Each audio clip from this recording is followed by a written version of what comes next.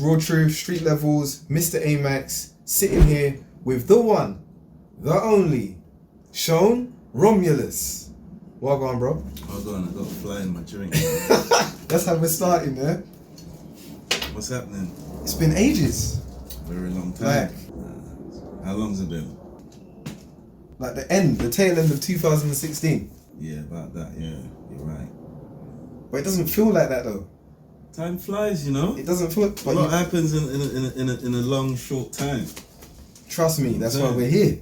That's why we're here, because I know you got a lot to talk about. I know you got a lot to get off your chest in regards to like what's up and coming, what you've been working on. Just kind of like the day in the life of being an actor, the ups, the downs, everything that kind of comes with it, relationships, you know, because I know there's a lot to this game and you got to be a certain type of character to see your way through it and make the most out of it and be successful. So I guess to kind of get this started, I just want to kind of just jump straight into it. Yeah, go on. You know, I'm not going to throw the top boy questions at you because that's just too big. Yeah, we're not going to do that. But we're going to start off with like... If you want, it's cool. Anything. You know me, I'm down to chat about anything. That's it, man. That's what I like. That's what I like. All right, first off, I mean, the thing that I want, like, I saw your mum not too long ago. Yeah? And all this time, I've just been assuming straight off the bat that you're Jamaican. I've never asked where you're from. I've never ever asked where you're from. Where are you from? Space. That's your answer, yeah? That's the answer you're giving me. Space. Why space? I don't know, because it's a nice place. Where in space? Because no one's been there and that's where I'm from. That's where you're from, yeah? Where in space? Planet. What planet? It's called Romulus World. Romulus World, yeah? Who lives there? A lot of nice people. A lot of nice people. What, one male and all females or a mix? No, a mix. Okay. There's loads of different people. You got to keep it balanced, yeah? Loads of different people. All right. So we're going to get back to the serious questions now. None of this rubbish. All right. I kind of thought about it like I could come at you with questions where I've been studying you, I've been going around, I've been speaking to your friends, asking X, Y, and Z. But I thought, nah, you know what I'm going to do? I'm actually going to put it out there into the universe. I'm going to speak to people and see what, if given the opportunity, they would have asked you. And put those questions to you because I think that means more to people. You know, because I can only come from my perspective. Yeah. And even with a bit of research, I don't really mean anything in the grand scheme of things. Yeah. So kind of the first question I'm going to throw at you is, throughout your career, what types of challenges, if any, have you faced with auditioning and landing the roles that you wanted? Type of challenges? Well, it's always been challenges for me. But that question is... Well, I know that you didn't go Sylvia Young or any of those places. You kind of like bypassed all of that. Like, I know we covered part of that in our previous interview, but I realised we kind of skimmed over it. We didn't really go into it. We kind of stayed on the surface. So yeah, man, I want to dig. You know what? Deeper. You know what I'd say? I don't know. Sometimes I've got like I'll have an audition for something, and I'll basically literally have like 2 days to prepare for that. I've been to auditions where it's been like, got an email today, could you make it tomorrow, sort of thing. And it's like, damn. And I've got to get in there and I've got to try to prepare myself. And I get it on point. I'm at home. When I get there, it's a problem. Do you know what I'm saying? But that's the sort of challenges I have with that. But apart from that, I have no challenges, man. So I take it from what you said, then you have an agent in place. Was that always the case when you kind of got started? I mean, because I know that for a lot of actors, that's like a big, massive hurdle is getting an agent. One, it's getting an agent. Once you get an agent, it's getting an agent who actually works for you and is actually getting you work and is being proactive. Yeah. Like, how have you found that? Well, my agent's cool, man. Caroline's good, man. She gets me involved in a lot of different stuff. But yeah, that's cool. From the jump, I never had an agent. So I had a lot of meetings with different agents and stuff like that. And yeah, that never really went anywhere. And yeah, I got in contact with her. And we sat down, we had a chat. And yeah, she represents me now, so. And when you first kind of started that relationship, was she proactive off the bat, or was she kind of like looking to see what you would do, like testing the waters, giving you the little auditions here and there, kind of seeing how you handled them? What did she do? No, she does a lot. Especially when I'm doing something, she's always on point with what she does. Like, she does the most for me. She gets me involved in the auditions. She tries to find me other work, a lot of stuff like that. Most of the time, I do stuff myself. I'm like that. Like, I want to do something right now that I could easily call her up and say to her, "Oh, can you sort this or that?" I'll just do it myself. Okay. Because I'm like that. I just like doing things myself. I don't like asking anyone to do it for me. I guess looking at that, then, have you? Can you hear me though? Yeah, it's coming through. Nice and clear, man. Nice and clear. Nice and clear. It's like you need to talk louder. I can't hear you. Listen, I learned from our last catch up to make sure that we got proper sound. Yeah, come on, man. Come on, man. Yeah, you got to make sure that you plan ahead, innit? I guess kind of thinking about that side of things, have you been in a position where you've always kind of picked the type of roles or said to your agent, this is the kind of role I'm looking for? Or has it been kind of the other way around that she's kind of pitched roles to you? Yeah, basically, yeah. I don't pick and choose what.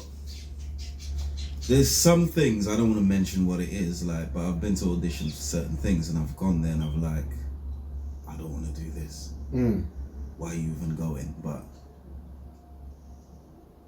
I just don't want to make myself feel like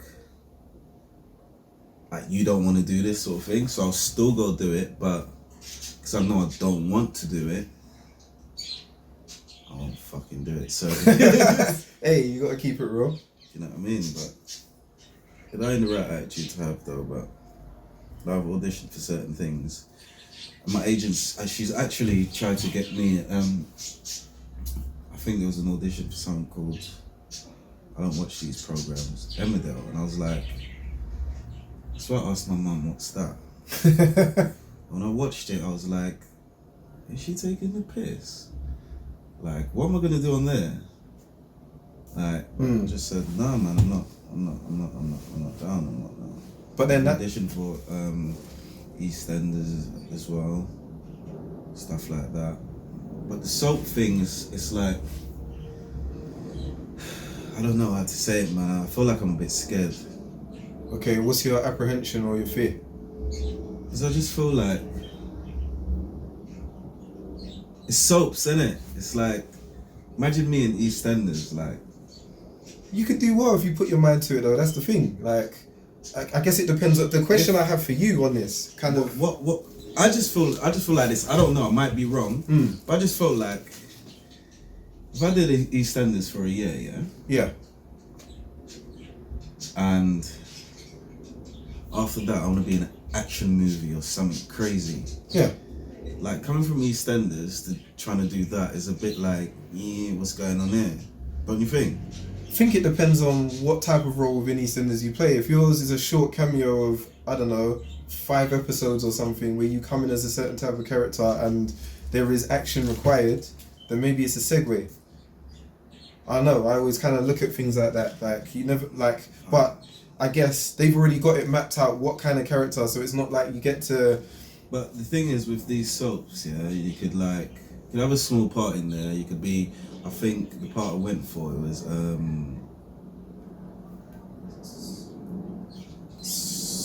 someone's daughter's boyfriend. Right. I think it was Danny Dyer. Okay. Danny Dyer got his daughter's boyfriend or something like that. Then I thought, it's a small part, but what if they need me for more? Like, okay. I've got to do Top Boy. I want to do these things. I've got to do that. I want to do the intent. I don't want to get trapped in that. You know what I'm saying? I see what you mean. You kind of want to have Maybe that flexibility. Have said this, You want the flexibility in your roles. Yeah, man. I don't want to be tied the fear down is to. one soap or something like that. Yeah, that's probably one thing I'll say. Like I don't think I'll do that. But. No, I don't think there's anything wrong in saying that, because the way I look at it is, there's no one path in it. Everyone's got their idea of the ideal situation for them, and there are situations, other things that pop up, and it's kind of down to you to decide: is that going to help me get towards where I'm going, or could that potentially take me off course? Like, yes, it's a great opportunity, but is it the right opportunity? Exactly that. But then, what do you say to actors that just want to get through the door? Like, let alone, forget all of this stuff. Like, it's great if you can get auditions in EastEnders and you've got an agent who's going to push for you to do stuff because you're proven. What was it like before? Like, how did you prove yourself? I'm in the same position as them. Okay. Like, there's a lot of things, like, there's different levels of stuff that you could do, innit? But I feel like, I always tell people, because everyone thinks like,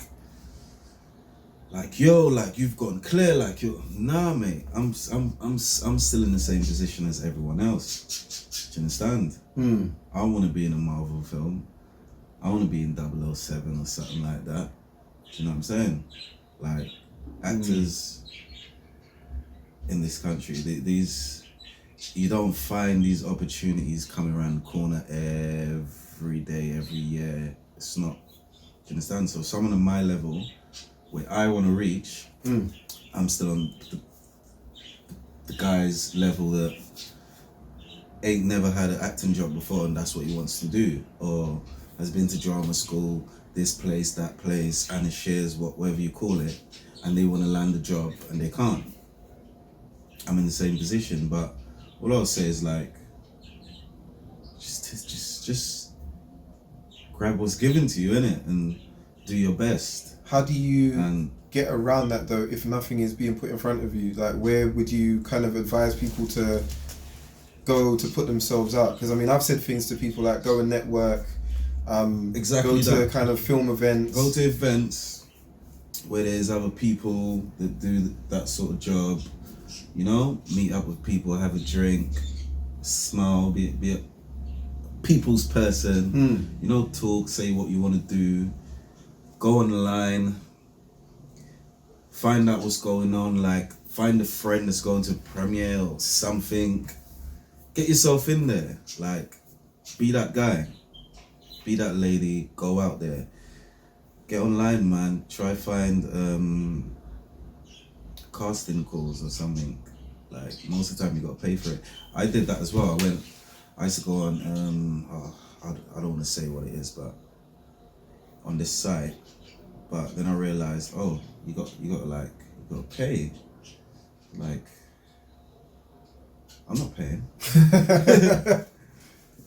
Sounds a bit mad to pay before you've even you know, had the opportunity to show whether you are or not the person. That's weird. It'd be like paying to go to a job interview. To be honest with you, all that stuff there, I have no clue about it. Remember when I came in this, it was a situation where I was working with some people and I got asked if I want to audition for this. So I was like, okay, cool, I'll give it a go. I never took it serious. Okay. You just thought it was just because you didn't have a concept of what it was. But I did it, and everyone was like, "Whoa, like that's what we need." Okay. You're the guy, and I was like, "Really?" Do you know what I'm saying? Are we talking top way here? All these other things, or everything that you like intend? Not everything, but I still get that now. But I can't see it. People tell me every day, like, "You are a sick actor," and I'm like, "How?" I don't know, but I guess it's just a natural thing, isn't it? But then would you say that comes from being in the real world version to some extent of some of the things that you've portrayed in your roles to be able to kind of tap into that, or is that imagination? What I do is, it's like, for me, if you gave me that and I read that, I tell myself, that's who I am on that paper. Okay. Do you understand? So I become that. Okay, so you method act. I'm not me anymore. Like, I'm what's on that sheet. So, and what I try to do as well is I try to keep it as natural as possible. Like, I'd have to think something through before I do it. And it's happened to me loads of times. And I'll be shooting, I'll be on set. And I said one thing to, another thing I probably shouldn't say. Come on, man, we're talking I truth. said it to one of my directors, yeah? Yeah. And he was asking me about a certain scene and this and that. And I said to him, brother, I haven't read the script, I don't fucking know. God damn. Do you know what I'm saying? So it's like, you haven't read it? I was like, no. So it's like, how do you know how to... So I just got to tell him, like, what I do is, I don't want to spoil myself by feeding myself something, and then on the day, I have that and that doesn't work for me. Or rather, it work for me on the day. I change on the day. Do you know what I'm saying? Okay, so it's kind of like... You give me that right now, I don't know what that's about. I'm going to read that. Obviously I know the story. I'll go through the script, innit? But I'm not going to go there reading every single detail. That's what a lot of people do. Yeah? I'm not going to do that. So I'll look at that and say, okay, what are we doing here today? Oh, we're doing this. This is a scene where you're this, you're that, blah, blah, blah, blah, blah. So I take that information. That's another thing. When you're acting, it's cool being a good actor and all of that, but you need a great director. If you have no direction, you don't know what you're doing. Sometimes you can be shooting something and you're the sickest actor ever, but you have a shit director. So you're looking shit on screen because that director's not telling you or getting at you in a certain way to make you understand how this scene is meant to be. Okay, do you understand? I'm going to ask you then to what give me an you're example meant to do of this without saying where or when or what, without incriminating anyone, just where you have had this experience of someone not telling you where or when you should be in the position you should be in, or kind of the frame of mind to approach the scene from, or whatever million and one things the director might say to give you direction, where you found yourself in a situation where the director didn't lead. Like, what did you do in that situation? Because I'm guessing from saying this, you've been in that situation. You got to lead it yourself. But when you watch it back, you're like, I'm watching everything, and what you're doing is like, that's not what you're meant to be. That's not what I'm meant to be doing. Do you understand? But it's for the director to tell me, in this scene, from this, that, blah, blah, blah, that day, this day is today, this is now. If you're upset, if you're sad for this reason, but you know what's this and that and what's to come, so you got to know. So if you told me, okay, you know what, Sean, today you're at home, you're sitting here in the garden, you're upset. You're upset because your daughter's banking off school. Yeah? I know the scene, I know what's going on. My daughter's banking off school, cool. I'm angry. So I could say it like this, oh, my daughter's banking off school. Whatever. It could be a situation where your mum's passed away. You're angry. I could be here fuming.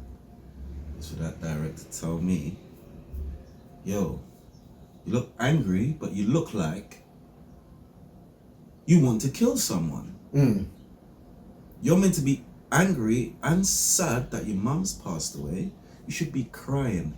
You should be angry about that. You should be sad about that at the same time. See, there's a difference. So it's not just about, oh, your mum passed away, so you're vexed about it, so you sit there like that.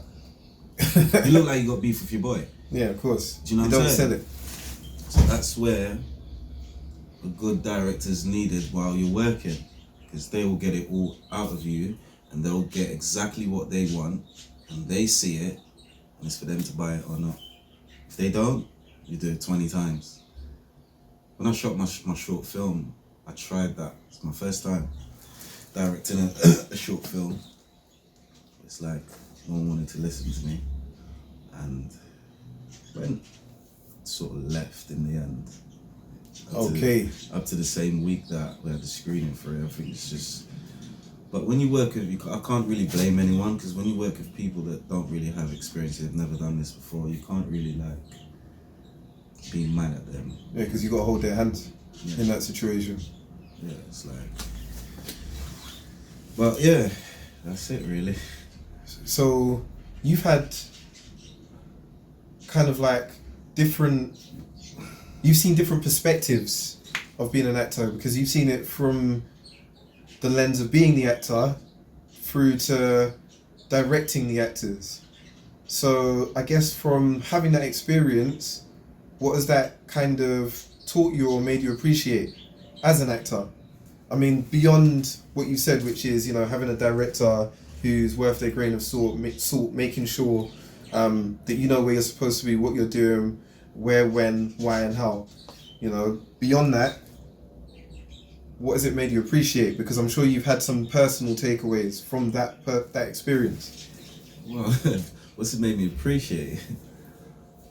You see me, I'm too honest when I speak, so I don't like saying stuff, because then, like I told you, I got to think about what I say before I say it. Okay, remember, this ain't a media interview as such, and if I think it's like, will this jeopardize Shone? We ain't putting that out there. Yeah, like we'll have a conversation around it, but I want to capture the essence of your experience in the best possible way we can. I don't really want it to be sugar coated. Like, we'll just keep it name free. You know what? I've appreciated the fact that the people I worked with, taught me some valuable stuff. Like stuff I wouldn't know. So this time round, when I do this again, I know how to handle the situation. I see what you mean. I know how to do things better. So it's like a little learning sort of vibe for me. So now I've done that, and I've learned so much that I thought I knew, but I didn't know. That's what I appreciate. I see what you mean. Yeah. So it must have a very positive impact on you as an actor. Yeah. You probably learned something about, I don't know, maybe a more practical way to support a director's efforts as a result. Yeah. Meaning you can probably get just that little bit more out of your role, and that little bit more might be the difference. Yeah. A lot of that, that as well. Because you know what, to be honest with you, I think I'll probably say this is the first time that's ever happened to me as well. So I was shooting a scene for Top Boy, and me and the boys were rehearsing, we're doing our thing, everyone's talking, all good, all fine. Now we're shooting now, bruv. I'm wasting everyone's time. Okay. And it's not stopping. So it was just like one after the other. 10 times going. And I'm getting told all the time, yo, you need to do this, you need to say this, you keep saying that. And I'm like, okay, cool, I got you. But you didn't got him. I'll rehearse it again, I'll do it. I'm shooting again, fucked it up again. Fucked it up, and again, and again, and again. And I'd say to myself, what the fuck is wrong with you, sort of thing. Yeah, in the end, luckily I just got it right and just said, alright, cool, we got that. Let's run with that one. Yeah, man. Yeah. But that must be mad though, because there was a lot of kind of, is it coming back, is it not coming back? It was kind of up in the air, and then all of a sudden the whole Drake thing, and then people were like, did Drake really pick it up, or is it just chat on the internet? It's just social shit. Everyone was lost. No one knew what was going on. But it's like, but he was dead serious, and he did. Yeah, I was lost as well. But when he obviously put that out there on his gram and all that, I said, yeah, this is happening. That's what certified it. This is definitely happening. Like, it wasn't certified, nothing went certified then. But I just knew. He's not going to put his name on it and nothing happened. The day that guy posted that, because I got bare messages on my phone, it's like, oh, Drake's got a picture of you on his Instagram. Yeah? Looking on the phone, I'm like, bare messages about this Drake shit, WhatsApp's going off. Gone on Instagram, I've seen it, I'm like, yeah, this is definitely happening. Like, that was cool though. And then I'm guessing, like, since then you've met him, because it seems like everyone's kind of met him, spoken to him, because he's wanted to see everyone and kind of see what's going on and see, I guess, what he's investing in, really, in essence. Yeah, I met him briefly. We had a little chat. I had to ask him a few questions, but what do you ask him? We couldn't have like a full-on convo. Like everyone was there for pictures and stuff like that. So I was like, this is so low. No, I just said to him, how's it going? You cool? Whatnot? He was like, yeah, this, that. I asked him if he's gonna be in it. He said he don't know. Stuff like that, really. But that was it. Okay. You can't be out at a hotel with Drake at a read-through or whatever, or at a party or something, and sit there and have a conversation. Yeah, it's not gonna happen. It's not gonna happen. It's not gonna happen. Like, that would have to be something where you just happen to be in the car with him. He's got to be sitting in this garden. So us two, and then you could ask loads of questions, but you can't see that guy out and try and have a 5-minute conversation. It's not happening. He's business, all business. He's on the move. He's brand building. It's not even him. It's people around. They're not gonna allow that. Do you know what I'm saying? If Drake was going past in a car, and you waved the car like this, and he got out the car, by the time he gets out the car, you're gonna have 50 people there. Yeah, of course. Everyone's gonna know within seconds. Yeah, you can't have a conversation with someone like that. Yeah. So, obviously, like, that's all been said and done. You've met Drake. He's 100% put the stamp on the show coming back. Then obviously there's been announcements of filming. Then I've seen posts of like final filming wrapped up, coming out. Now I'm here in September, through the grapevine. Who said September? I'll cut that out.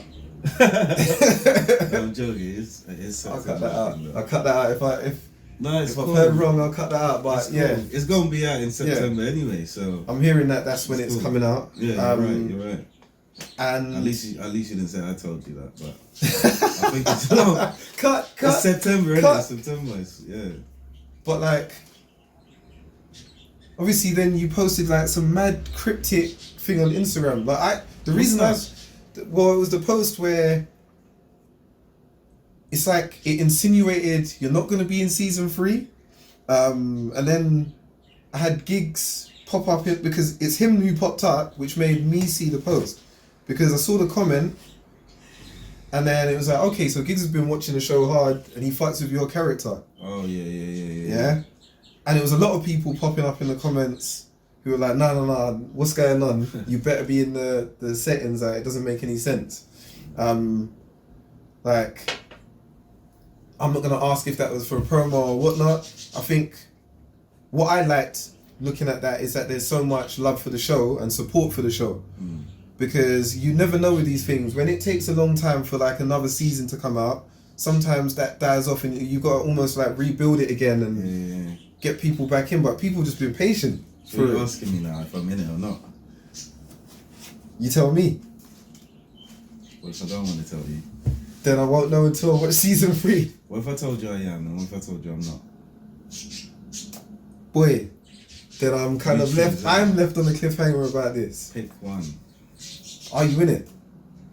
I am in it. I'm not in it. Well, you're taking the liberties. Cut. We're cutting this interview. It's done. I'm going home. Mr. Amax is out. I'm playing. All right, cool. Well, I'm looking forward to watching it. It's fun, man. When no one knows nothing, it's cool. Do you know what I'm saying? Like, you know, I did that. Nah, let me shut up. Let's move on. Right. All right, let's bring it back though. Let's bring it back to the show, because I've had like lots of different questions. Because I talk to all sorts of different people, different backgrounds, people from ends to people who are in law firms to like older individuals who invest to you name it. Yeah. And they all have different views on the show. Yeah. Like, so from a younger audience, we understand it as, I don't know, from my perspective, I look at it as it's, I guess, shining a spotlight on what happens on the road, and it's characterizing it. Yeah? But some people would say Top Boy is glorifying kind of like violence, crime, kind of the gang lifestyle, being bad, etc., kind of living the fast life, so to speak. Like from your perspective, obviously being in it and then looking at it from the outside in, how would you describe it to those people who maybe have their concerns, who maybe kind of get up, kind of in their feelings about it? Bro, I've said this before. Look, there's a lot of people like there's loads of different people from different walks of life out here. Some people don't even know like this sort of stuff exists. Like it happens. You see what happens out here. This knife crime thing. There's a lot going on. Do you understand? Yeah, 100%. Top Boy is sort of like based on, not sort of, it is like based on Hackney. Like anyone who knows Hackney like knows this place has had history, a reputation, whatever you call it. There's been a lot going on. Yeah, 100%. Hackney. There was what? Can't remember how many years ago it was, but there was a list. It's probably much more now, but Hackney's a borough, innit? Yep. It's not too big, it's not too small, but it's small. Okay. Like I could walk to the end of Hackney, north, south, east, west, whatever. Yeah? But there was one point Hackney had 32 gangs alone. 32 gangs? 32 gangs. In such a small in space? Just the borough. And there's probably more now. That's crazy. That's crazy, because you see, this is the funny thing. We don't hear about, like, obviously I've lived pretty much South London all my life. Lived out of the UK, but mainly South London. You know, from Peckham to Brixton to Streatham to Tulse Hill, Crystal Palace. These are the kind of areas I've been in. And so we hear the same kind of gang names. And you might hear like the odd, new gang that's come on. You're like, who's that? But nothing like that. Like, that sounds like there's a new gang popping up every week. Bro, watch this. I'm just going to give you directions, yeah? When you go off that train, 3 minutes down the road, there's an estate there, that's one. Okay. Behind the train station, that's two. The other train station behind that, that's three. This is just one road here, yeah? That's three. Right out there, that's four. At the bottom of that road, that's five. Mad. At the bottom of the other end of that road on the right, that's six. You keep going, 7, 8, 9, 10, and that's one street. Just one street. So many gangs either side. That's 10 already. And I said 32, and that's one road. And these are gangs, I'm taking it, that are all rivals of each other, as opposed to some are together. To be honest with you, bruv, I don't want to sit here talking about this gang thing. I don't know. You keep yourself away from it. Keep yourself to yourself. I don't fucking know. I don't want to know either. Like, it's mad. Like, what's your view on it like now? Like, because obviously the way the youngers are kind of set, it's a completely different mindset to maybe like the people who are older than us, our generation. To be honest with you, bro, because we kind of sit in the middle. The little ones are going mad. Like, they're doing a lot. Like, when I was growing up, a lot was going on as well. Like, I've always been around that, yeah. Mm. But I was always the type of guy. I was never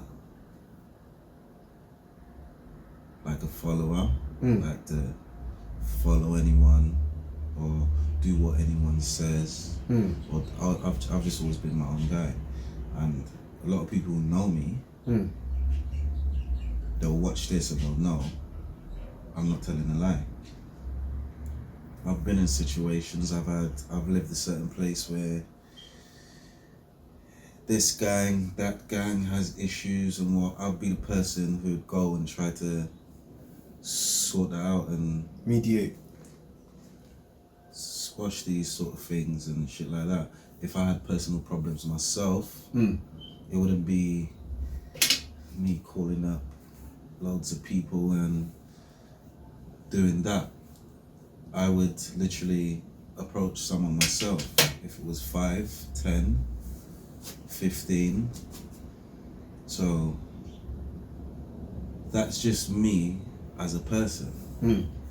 I've been put in a position where I was told by certain people that I'm like gang affiliated and all of that shit. And what is this in recent years or past years? that's a few years back, like, but it's still recent stuff. It's still stuff that's in the loop, like that's in the air right now. But I've never been that guy. But does that ever kind of impact on your career or how you're perceived, or kind of when you're at industry functions? Because obviously there's people who know, and then there are people outside of that don't know and they're ignorant to it. Do you ever have that kind of situation where you're interacting with people who make assumptions? I might be lying. Yeah. I don't know this. I ain't read this. I've been told. I'm not sure if you're in a group of more than 5 or 4 guys. You're basically a gang. Yeah. Is that true? Yeah, I mean, dictionary term, a gang could technically be seen as three people, but yeah. So being in a place where there is a lot of gang stuff going on, gang violence, postcode wars, all of that stuff. So if me, you, 2 of my mates, and 2 of their other mates just walking these streets right now, you don't know them, I don't know them, I know you. I've introduced you to 2 of my friends. They've introduced me to one of their friends. My other friend's introduced you to his mate. That's about 7 of us now. Yeah. Yeah? That makes us a gang. If Michael, that you don't know, does whatever he does in his life, Michael sells drugs, Michael carries a knife, Michael stabs someone, Michael's done this, Michael's done that. Police have seen us, 7, they've stopped us. Michael has a knife on him. You haven't, I haven't. You got your camera equipment, we're doing this. Yep. Do you know what happens to someone like me? Talk to me. Either I'm part of this gang, whether Michael's done, I'm involved, and if Michael is a certain person, then I'm probably like a leader for him, because that's how it goes, man. When you're in a position where you try to do like normal things in your life, you come from a certain place, people try to target you, and yeah, I can relate. Put you in positions that you don't need to be in, that you're not in. Do you know what I'm saying? That's why I don't like talking about this gang crap, fam, because it's a whole bunch of bollocks. There's a whole bunch of youths running around the place doing the madness. Like, my mum tells me all the time, like, oh, this happened today, this person, this, that. Do you know this one and this? I said, Mum, don't show me. I don't want to know. Like, I'm not involved. Why ask me? Don't ask me if I know them. I don't know anyone. You're on your journey. I know myself. You know what I'm saying? And that's it, man. I don't. This shit is just it's bullshit, bro. And to like between people that I know and stuff like that, I try to get them to do certain things on that end.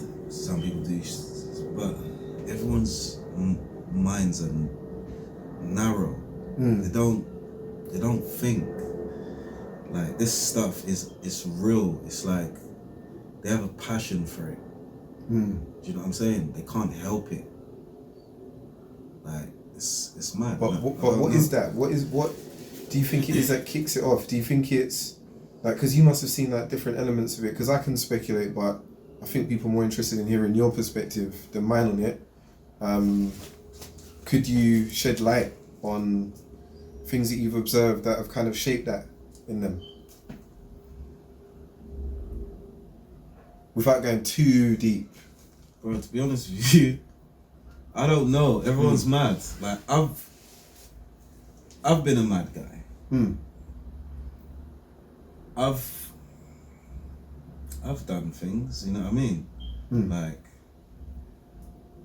it's not for me to sit here and say why other people do what they do. Everyone's got different shit going on in their lives, but I think it's just the place, man. The environment.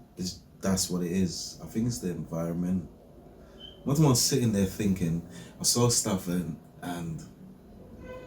like stuff online, and they were asking like, what is the cause of knife crime and this and that, and everyone's saying this, or it's this, or it's that. Oh, we need youth clubs, we need this, we need... These grown-ass boys don't need no youth clubs. Am I lying?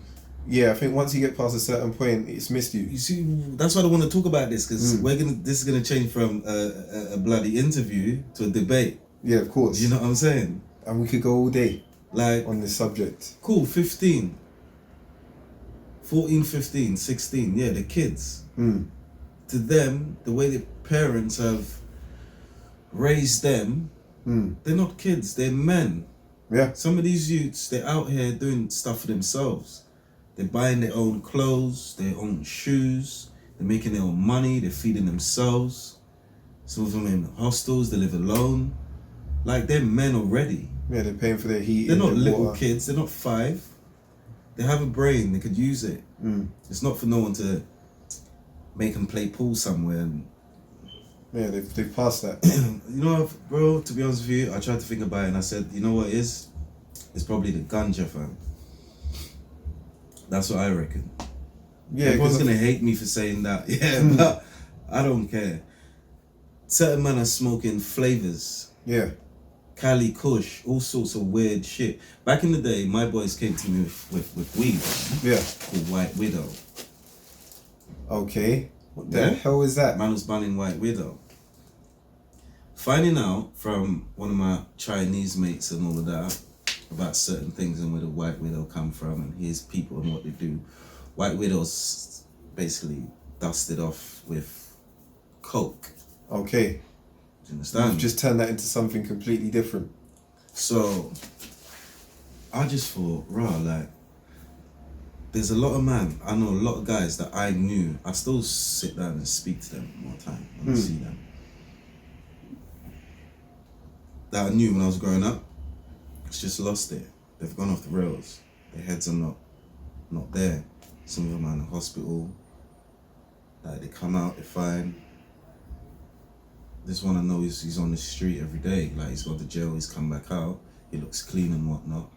He speaks to me nicely. He's acting a bit weird still, but moving all, come here, doing all. And I'm like, you never used to be that way. Like, what's wrong? I know something to do with the brain. Do you know what I'm saying? Psychosis. But he looks normal. He's got clean clothes on. He's got trainers on. He's nice.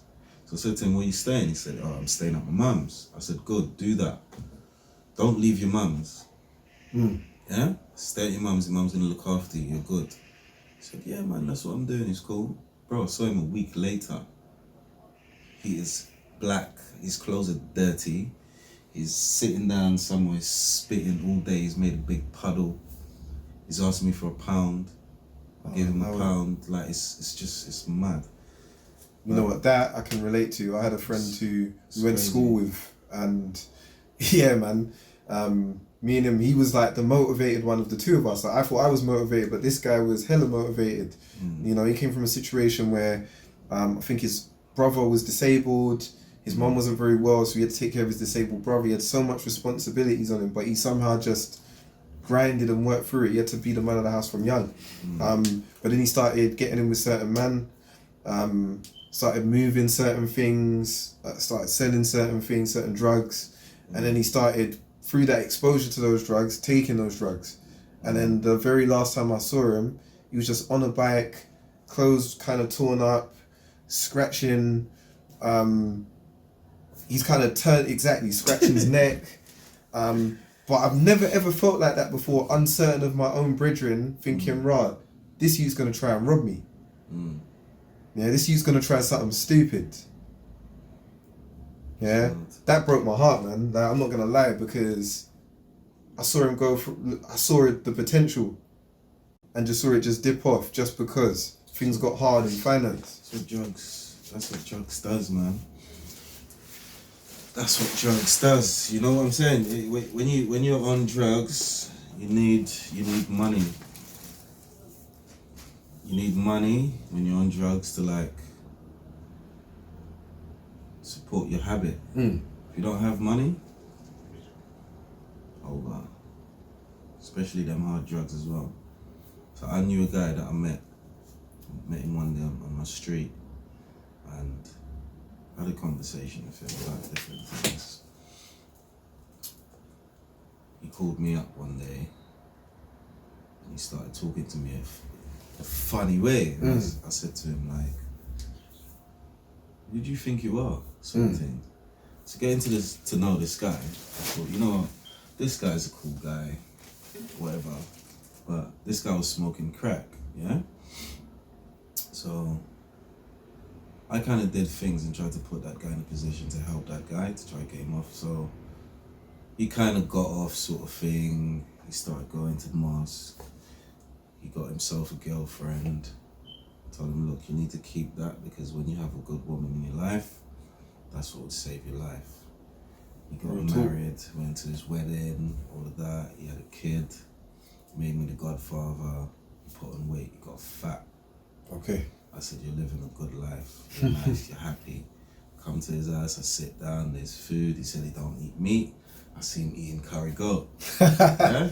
I said, that's what I'm saying, my brother.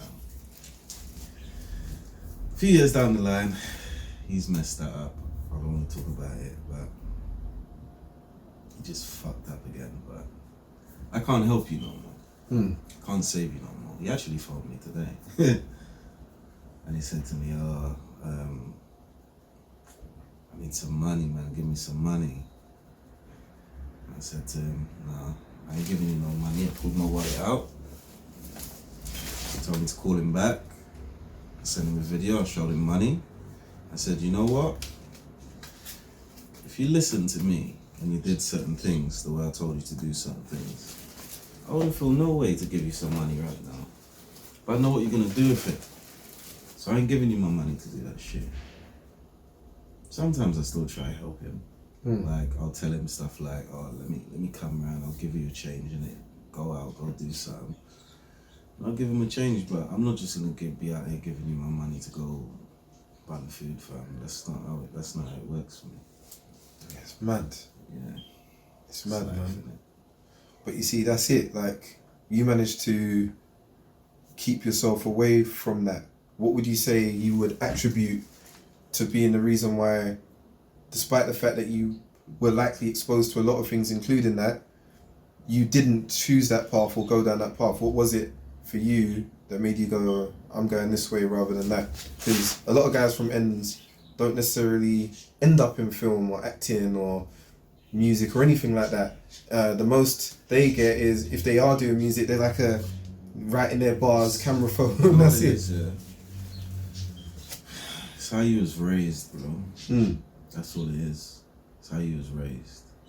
Like, that's another story. I don't want to really go into that, but it's how you was raised. And You know when you're young, you're growing up, like being with your mum, you see what your mum's been through. Yeah. Like what your mum didn't have, what you didn't like. There's grown-ass men complaining about what their mum and dad didn't do for them when they were young. And it's like, why are you so mad that your dad didn't do this for you and that, and your mum never did this? And there's a guy on a song complaining about his mum, talking about he never had a bed. And I had a big argument in the barbershop about that. I'm like, why is this guy getting at his mother for not having a bed? Like, you don't know what your mum was going through. When your mum made sure you had a roof over your head and food. Do you know what I'm saying? And in a place like this, the youth STEM fam, they're not raised right. They're spoilt. Do you know what I'm saying? Like, but is that because of all the interventions on discipline? Because there were a lot of interventions. I think it's so too. To be honest with you, when I was growing up, when I was younger, my granddad beat me, my mum beat me, my uncles beat me. Like, I was disciplined. I got beaten by someone that didn't know me at church. I was nice. At my age now, I'm still scared of my mum. She's right here, right now. You could ask, I can't do nothing around here. All my friends know that. When I talk about my mum, they say the same thing, bro. Your mum's scary. Do you know what I'm saying? Oh, your mum's nice, man. I think it's just to do with you got manners and respect. That's the way man's raised, isn't it? So when it comes to like stuff like this, when I was 12, 11, 10, I was 19 already. Okay, I see what you mean. Do you understand? I had to, when I was going to school, my mum was at work. I had to pick my brother and my sister up. I had to go home, make them food. I had to wash the dishes, make sure the house is clean, because I don't want to get in no problems with my mum. Right. Do you know what I'm saying? I had to do these things at a young age. So when I've become a man now, and I'm around nonsense, having that mentality will get me out of that easily. I said, this is not a want of my life. I've got kids myself. I don't want this for my kids. As a grown-ass man, what am I gonna do? Run around the street, doing madness, doing road, doing all of that stuff, and I've got kids. It don't make no sense. And I'm 45, 50. What's my kids gonna do? Come see me in the trap? Come visit me in jail? They ain't gonna come visit me. Yeah, that's not a life. I want my kids to be proud of me. I want my kids to tell their friends, look, that's my dad. Do you know what I'm saying? So that's what drives me to do this stuff, and that's what keeps me away from bullshit. And where do you see yourself going career-wise? Like, what is your trajectory? Like, if you could have the perfect situation, like, just take everything out of the equation, you literally could just pick a roll out of the sky. Pick a roll out of the sky? Yeah. You said space, so we're going to use space, innit? You started off the interview with space. Oh, so you know, pick a roll out of space. I wish it was like that. I wish I could just go, you know what? I'll have that. I wish, mate. Boy, there's so many, you know.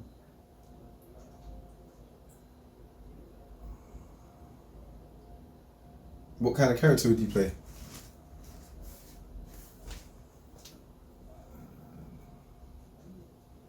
There's too many. I'm just thinking of all of them now.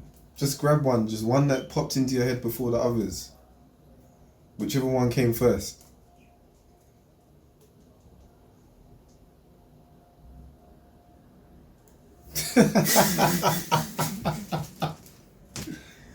There's too many, bruv. There's too many. What's that Mission Impossible guy's name? What, Tom Cruise? Yeah, Mission Impossible. I'll do Tom Cruise's thing. I'll like slide up in the yard. Yeah, I'll do that in real life anyway, by the way. Okay. That's another story. It's a part-time thing, yeah? Yeah, they call me 007 now. Okay, who calls you 007 to be specific? They call me 007, Inspector Gadget, Mission Impossible, all of these guys. Yeah, I'm gonna shout out this thing quickly. Alright. Obviously, Top Boy's out. So I've got this event. In a fucking event. It's a fucking rave, mate. This light's so bright. Shit, it's cool. Leave it. It's fine. It's fine. So yeah, there's this party, this release party I put together for Top Boy. I did that in 2000 and whatever it was. It was off. Went crazy. So I'm doing another one this year called Soon on Top. That's the 1st of November at Nomad, London, Old Street. So get there, get your tickets on shubs.com. Shubs, whatever it's called. Get down there. All the cast of Top Boy is gonna be there. It's gonna be lit. Gonna drink champagne, we turn up. You know what I'm saying? Keep your boyfriend at home, keep your girlfriend at home. Don't be cheating, don't be doing none of that stuff. Nomad, 1st of November, it's going off.